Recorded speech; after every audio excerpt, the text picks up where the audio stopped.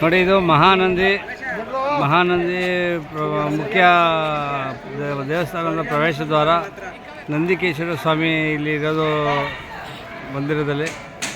ಅದು ಈಶ್ವರನ ಲಿಂಗು ರೂಪದಲ್ಲೇ ಇಲ್ಲಿ ಪೂಜೆ ನಡೆಯುತ್ತೆ.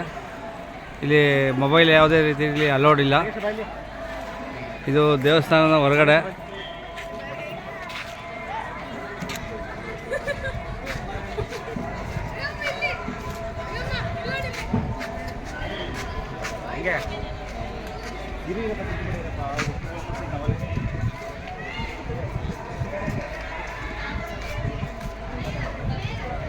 ನೋಡಿ ಇಲ್ಲಿ ಒಂದು